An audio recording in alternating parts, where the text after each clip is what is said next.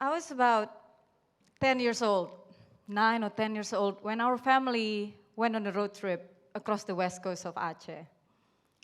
Imagine a scenery of beautiful, rugged landscape, Indian Ocean on one side, and mountain with road hanging on the cliffs and forest on the other. It's a lush, beautiful landscape and probably one of the most beautiful scenery I've ever witnessed in my life. But as a child, my association with road trip involved a swim in the river. So at that time, I asked my uncle, when are we gonna get to that river in Bataili? My uncle pointed a map to me. He was saying that this is where we are. You look at the bottom of the red dot. This is where we are in Malabo, on the west coast of Aceh. And on the top is where you want to be. And between these two dots, there's no road that connect these two places. A 10-year-old me wonder, why is there no road that connect these two amazing places so we could get everything?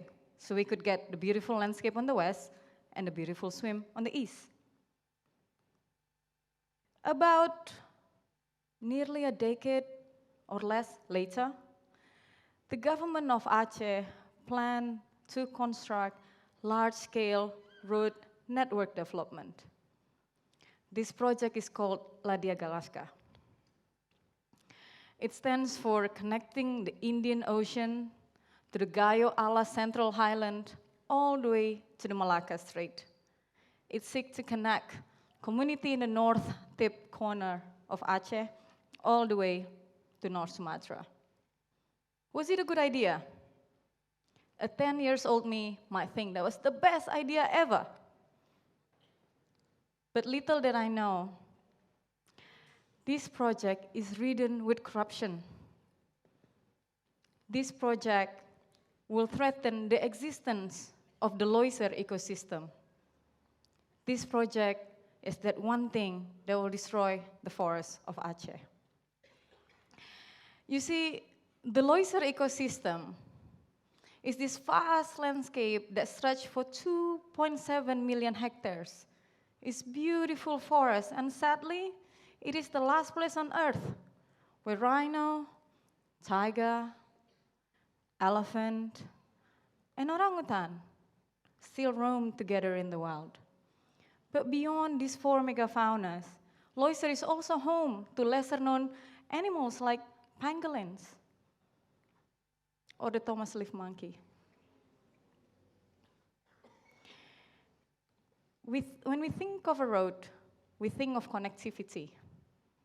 But in reality, in any patch of forest in developing countries, wherever road goes, destruction follows. Luckily, at that time, a whole lot of people wouldn't allow this to happen. A whole lot of people decided to stand up and fight for the protection of the Leuser ecosystem. A number of civil society organizations come together and file a lawsuit against the government, preventing this road from taking place. Donor countries come together and offer assistance. But the nail in the coffin was when KPK, the Anti-Corruption Commission, decided to pick up and arrest the main proponent of this road project, the biggest supporter of this development, the Governor Abdullah Puteh. That was the time when the project Digue Alaska was killed.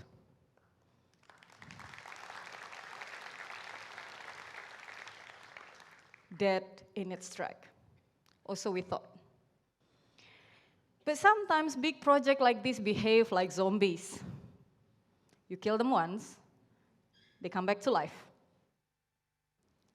It's just that this time around, it's no longer called Digue Alaska. It's called Jeram Takengon, that slices through the west wing of the Leuser ecosystem. It's called Pining Lesen Tamiang, that slices through the east wing of the Leuser ecosystem. It's called the road network that connects the district of Aceh Timur, that slices the last lowland forest in Leuser into pieces. And this is what road does.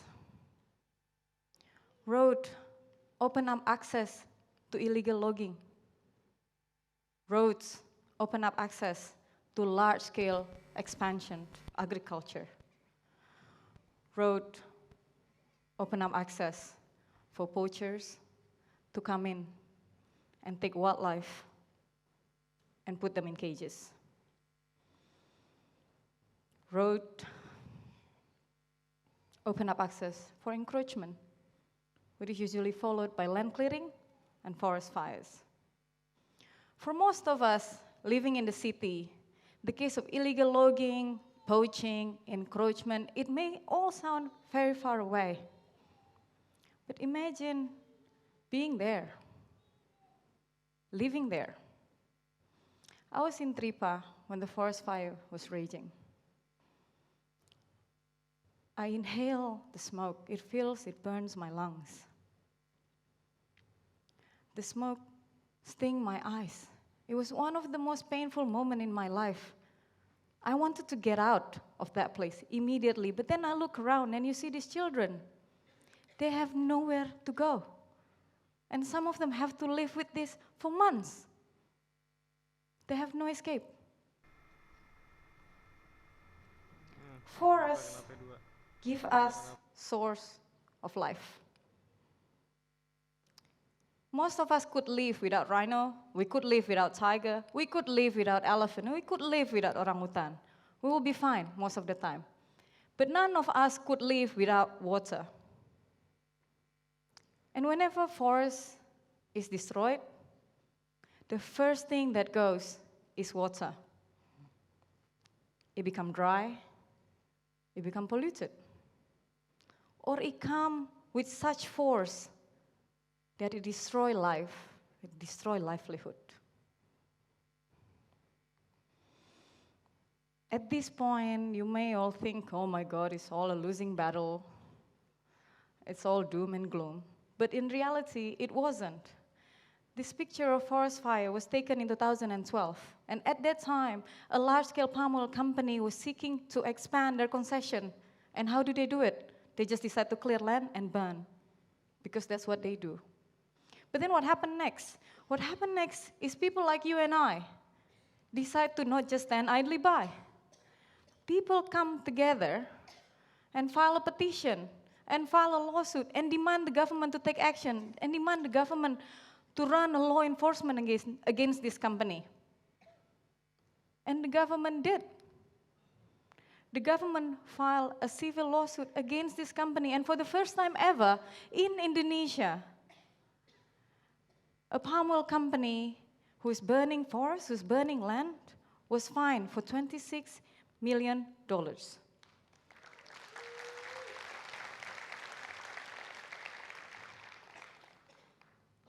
But it doesn't end there. At the moment, Leuser is still facing huge threat from large-scale infrastructure development. There is 4 large mega dams that will be built in Leuser, unless we manage to stop it. One of them will be built in Tampur. It's located in the east wing of the Leuser ecosystem. There will be a structure close to 200 meters tall that would inundate over 4,000 hectares of forest. These 4,000 hectares is critical habitat for Sumatran elephant. Sumatran elephant are the most endangered elephant in the world. There's really not many of them left. In Leuser, there's probably about 170. And if there's one thing that pushes species to extinction, it's loss of habitat. But again, when people come together, things could change. Only 2 days ago, I received news from court that the permit for this company has been revoked. So whatever they decide to do, it will be clearly illegal. Yet, in this war to protect forests, to protect nature, to protect oceans, this is only one of the battles. There's many more battles that we need to win. Sometimes people put that question to me. Which one is more important, orangutan or humans? It is as if conservation and development stood in the opposing side. But in reality, conservation is the very thing that support development. We don't have development unless we have clean water. Conservation support development in its truest sense.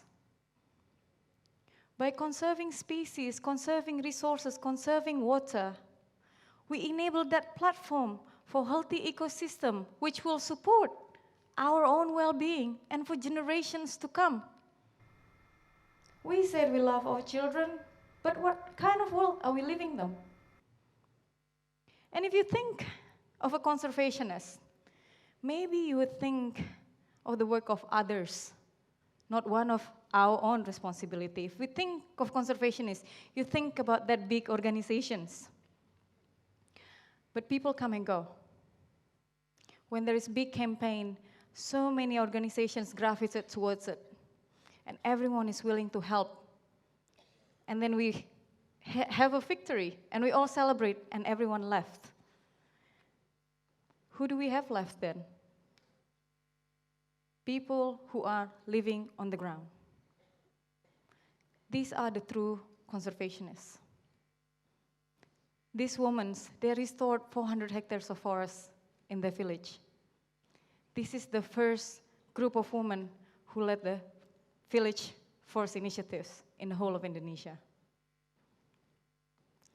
If you think of conservationists, we think of rangers who run around the forest, preventing illegal activities. But conservationists are also local community leaders, indigenous leaders, who are bringing together their community and demand that the mining company be stopped, demand land clearing to stop, demand forests to be restored. If we think of a conservationist, we think of a storyteller. Because we can't protect something that we don't love, and we will not love something that we don't know. Conservation photographers help bring the beautiful images, the magic of the forest to all of you. And we think of a conservationist as people who simply love and willing to give everything that they can, any influence that they have, to raise the awareness for the cause of nature. But more than anyone else, conservation movement needs you. Because in this digital age, conservation are no longer confined to biologists and ecologists. Conservation need lawyers, need financiers, need digital marketers, need experts in communications, need storytellers. Conservation needs all of you. Because at the end of the day, the air that we breathe, the water that we drink, and the food that nourish us comes from nature. Thank you.